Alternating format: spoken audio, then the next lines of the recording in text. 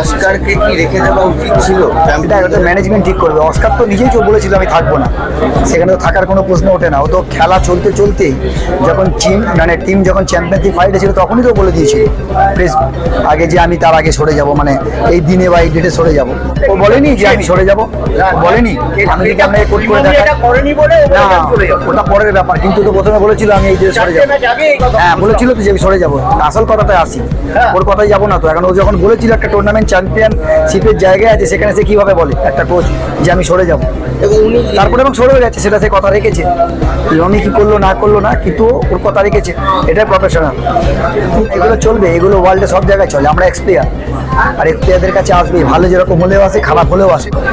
ভালো তো লাগবে। ওই ক্লাবে আমি 7 বছর খেলেছি, তো ওই ক্লাবে 7 বছর খেলার পর আমার ভালো লাগবে না? সব থেকে বেশি টাইম আমি ইস্ট বেঙ্গলে দিয়েছি, তো আমার তো অবভিয়াসলি ভালো লাগবে।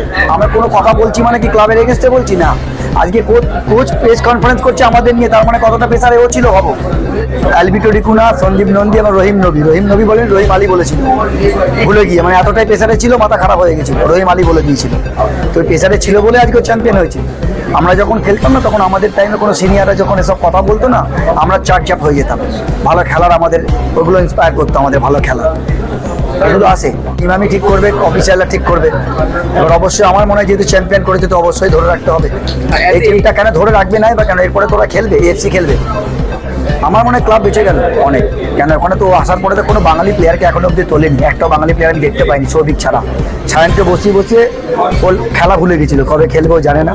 আর জুনিয়র প্লেয়ারদের জন্য কিছুই করেনি, আর কোনো ট্রফি একটা দিতে পারেনি। লাস্টে যাওয়ার সময় একটা আইএসএল দিয়ে গেছে, এটাই পাওনা, আর কিছু না। আমাদেরকে নিয়ে বলা হচ্ছে, আমরা তো ক্লাবের হয়ে অনেক কিছুই করেছি, এটা তো আমাদের আলাদাভাবে বলতে হবে না।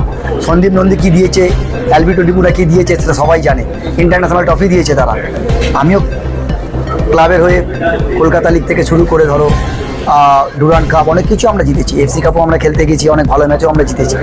দেখো কোচদের কোনো দিন স্থায়ী হয় না, এটা মনে রাখতে। কোচরা হচ্ছে পরিযায়ী, আজকে এখানে আছে কালকে অন্য ক্লাবে চলে যাবে, কিন্তু থাকবে তো সেই প্লেয়াররাই। তো একটা কোচ এনে তাকে নিয়ে অত মাথা করে লাভ নেই। সমর্থকদের জন্য আমি একটা কথাই বলবো, যেরকম ওরা চেল্লাচ্ছে ওরা এটাও চেল্লাক। সমর্থকরা তো এক সময় চিল্লেছিল যে কোচ গো ব্যাক বলেছিল।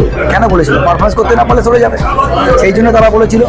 আমার কথা একটাই, তুমি যখন কলকাতায় কোচিং করাতে আসছো, তো তোমার কাছ থেকে জুনিয়র প্লেয়ারে উঠছে না কেন, বা কোনো বাঙালি প্লেয়ারকে তুমি তুলছো না কেন? এটাই আমার প্রশ্ন।